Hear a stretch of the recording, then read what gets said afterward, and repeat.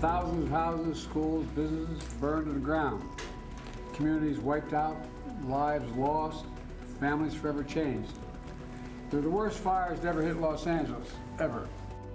Right now at 3:30, President Biden promises 6 months of government relief for the Los Angeles community.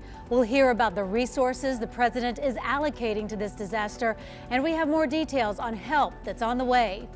And the Palisades and Eaton fires growing in size today. We've got brand new numbers that have just come in and live reports from our CBS 8 crew who have been at the scene of both fires. A red flag warning across San Diego County has now been extended through Friday at 6 p.m. Coming up, we'll talk about how those winds are returning for a final day across San Diego County and what to expect into the upcoming weekend. Today, San Diego County is still on high alert, hoping to prevent the kinds of wildfires we're seeing in Los Angeles from breaking out here. We're still under a red flag warning today. In fact, that red flag warning was extended until tomorrow now. That means thousands of people are still without power. Good afternoon, everyone. Thanks so much for joining me on CBS 8 right now at 3:30. I'm Anna Laurel. Let's start with breaking news here in San Diego County right now. A small brush fire is burning in Crest. This is a look from Chopper 8. Crews are making good progress towards stopping the spread. Crest is just past Granite Hills before Harbison Canyon in East County.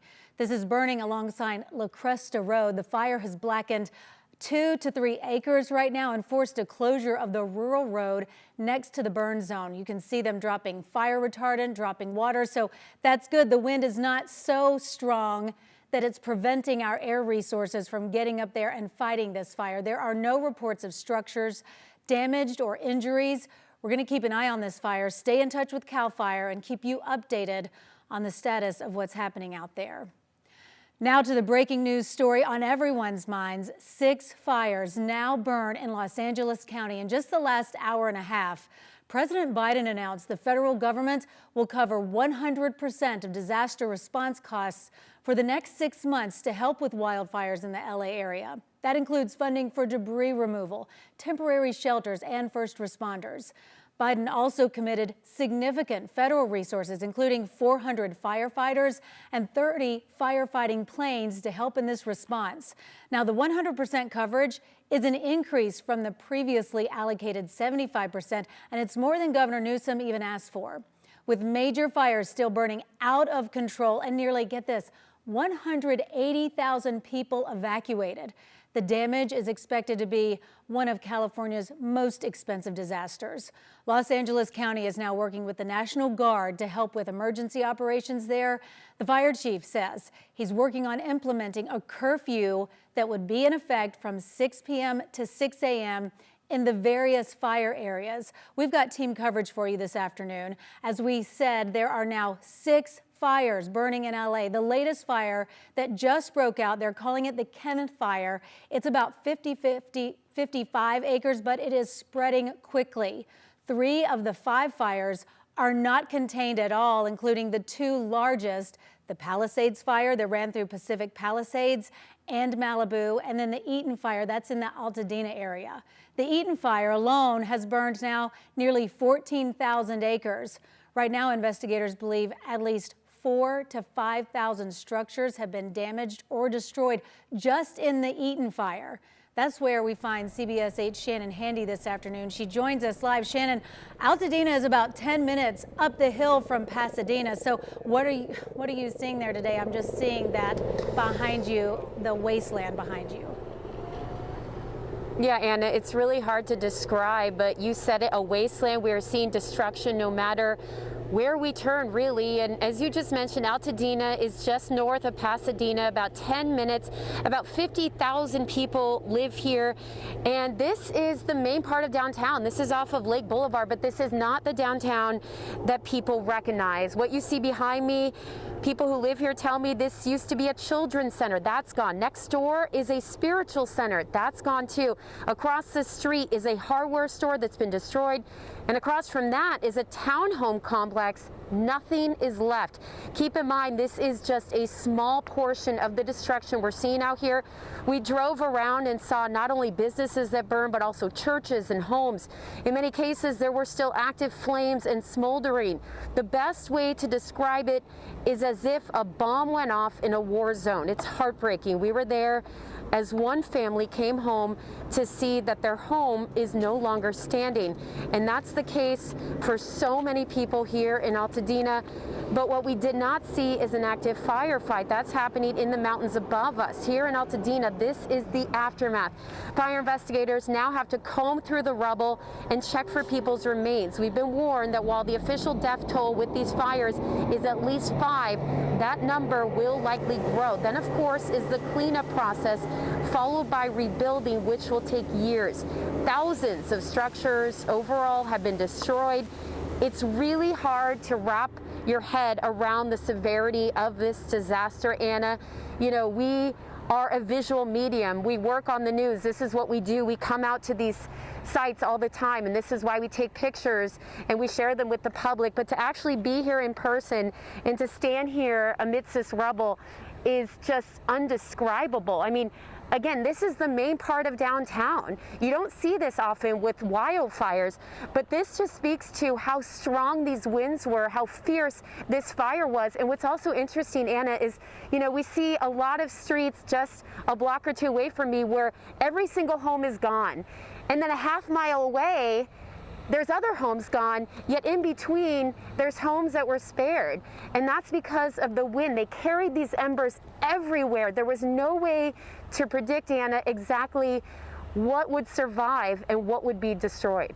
Shannon, I know, I mean, you get special access being a journalist, so they're letting you into places they're not letting the public into, but are you seeing people? I mean, I've seen on CBS News some of the people coming back to their homes. So is there a trickle? Are they letting some people back in? What's that like for people who live there?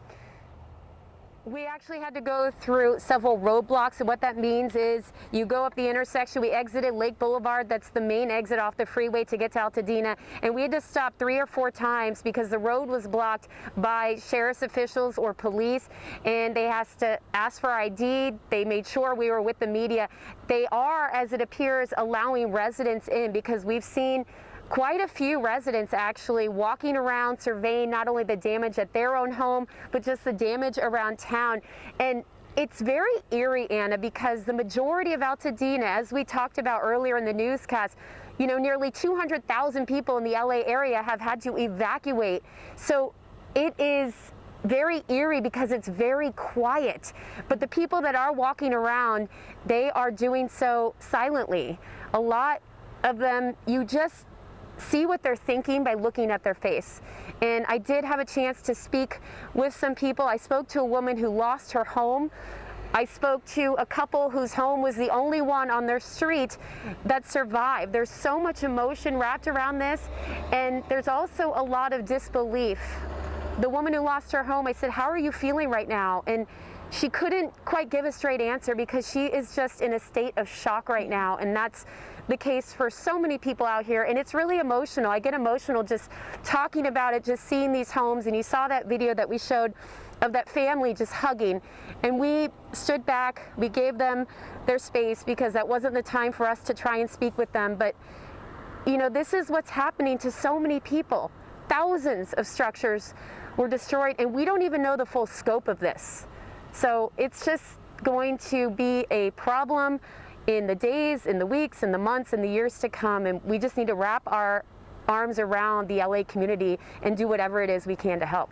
Shannon, that's a great report from you, great perspective. I mean, really, you can feel the emotion coming through. I feel like our television monitors, our computer monitors, as we're watching these people who are just at the lowest point right now. So thank you for being up there. I know you're going to have full reports for us coming up in our later newscasts. We'll check in with you then. Let's move to the Palisades fire now. We do know now that it has burned right at 20,000 acres and destroyed at least 5,300 structures. Think about that, 5,300 homes and businesses. CBS 8's Alex Cheney joins me in studio today. Alex, you were in Pacific Palisades yesterday. You saw the devastation in person. What was that like? Now, this is your perspective, especially being from that area yourself. It was a terrible thing out there, and just the vastness of the devastation and just the impact was a scene I'll never forget. Endless street blocks, burnt down buildings. It was devastation at a vastness that is really unfathomable, and Shannon touched on that earlier. CBS 8 chief photographer Kenny McGregor and I went to see just one of the fires burning in the LA area yesterday, and here's a little bit of what we saw. So it was an active firefight still happening just yesterday, and one of the things that we noticed, it would just be a single line of houses on one side of the block. The first one would go, and then the wind would keep pushing it. It was just like candlesticks moving side by side. Also, air quality was absolutely terrible. I'm glad I had that mask on. I saw Shannon wearing one earlier. That's a good thing because we had so many embers in the air, and you didn't know what was burning inside of those homes and what was releasing up into the atmosphere. So lots of water coming out. We saw some burnt down buildings like that. I mean, once again, these are people's livelihoods. This is where they come, they go to work, they go to school. This is where they live their lives, and just these titans of the community we're following. That's a bank. I'm sure that's where people worked. That's where people showed up to do their banking every single day. The Palisades Mall, which is kind of an area of some cafes and a neighborhood in that area, just completely demolished. Imagine driving down the street. You typically see things. They were just gone one by one by one. That's Pali High. I have some friends that attended school out there, so just hearing from them is just an amazing thing.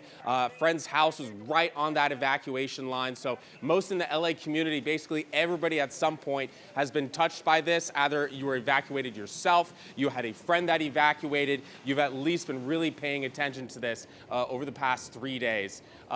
You know, Southern California is an area known for fires, known for brush fires like these. But I think what is really significant is we had the Bobcat fire a few years ago. That was out in the Angeles National Forest. Still some structures lost. But what I think is significant is that this was in such a dense urban area, and so that's where you see just the incredible tragic devastation out there in the LA area right now, Anna. Okay, so Alex, they just told us 180,000 people have been evacuated. So among the people, where are all these people? Are they in hotels? Are they with friends, family? You know, I think a lot of people have opened up different hotels, but a lot of it is just calling your friend. Maybe they have a nice couch for you to stay on for a couple of days. The friends that I know evacuated have done that. So hopefully going somewhere where you're safe, you have another support system out there. But it's really a time that everybody needs to step up, talk to your friends. I've already received several texts, hey, are you okay? And that's an awesome thing. So check on everybody and offer that help when you can, because right now it is going to take everybody, all of Southern California, to join together and really move past this fire in the days, the weeks, the months to come. What's that like? I mean, look, we live in San Diego. Everybody goes up to Malibu and in LA to hang out for a weekend or something. So somebody that grew up in that area, what's it like to walk and it just be gone? Those are areas I enjoy. I mean, on an emotional level, I had to take a few moments yesterday where I really was sad. Just emotionally seeing these things fall, my friends losing their houses, and it's what a beautiful area. I mean, one of the world's most beautiful areas on fire, burnt to the ground. It's really hard to take in, and it's a really unfortunate time for so many right now. Southern California is beautiful. That's why we love living here, and it was just really hard to see, Anna. Yeah, you're so right. A lot of those homes are historic. Yes. In Pacific Palisades area, in the Altadena area, and now they're gone. All right, we're going to stay on top of this. Thanks so much, Alex. We appreciate you. In Los Angeles this afternoon, the winds are supposed to pick up again. And here in San Diego, our red flag warning was supposed to expire today. It's been extended to tomorrow. Let's check in with meteorologist Evan Arani to see what we're in for. Red flag warning and high wind warning both staying in effect across San Diego County all the way through the Friday evening time frame. It was originally set to expire today at 6 p.m. Now we're going to hold on to it, and that's because we are seeing a continuation of these Santa Ana winds that are staying windy not only for us, but for LA County as well. We saw a little break in those winds overnight from Wednesday night into early this morning, and now we're starting to see those winds pick up again. Highs for tomorrow afternoon expected to be in a very similar range because of those additional winds. So upper 60s, low 70s for the most part. across our county. When we look at our future models, we do see that uptick in wind speed and wind gusts. You can see those 30+ mile per hour speeds that we're expecting. 37 in Julian, 36 in Pine Valley, and 37 in Campo. And that is all the way through late tonight into early tomorrow. So by the time we get to 5 a.m. on Friday, 39 miles per hour in Julian, 41 in Campo, still enough to carry an ember or to start a fire across mainly our backcountry locations. That's our local mountains and deserts that are seeing the biggest impact, even some of our far eastern valleys. On the 7-day forecast, things stay mild over the next 7 days. It's been a beautiful day when you don't factor in how intense our fire danger is out there and how dry it is. A final day for that weather impact alert for most of our inland valleys for tomorrow afternoon, and then we'll see that expire across our mountains as well. Mild upcoming weekend, another chance for some Santa Anas going into next week. Back to you. All right, Evan, thank you. Up next, we're going to keep talking about those fires up in Los Angeles. A brand new one has just kicked up in about the last 30 minutes. We're keeping an eye on that, and we're going to talk to you and share with you how people in the area are trying to help all the animals affected. Stay with us. We'll be right back.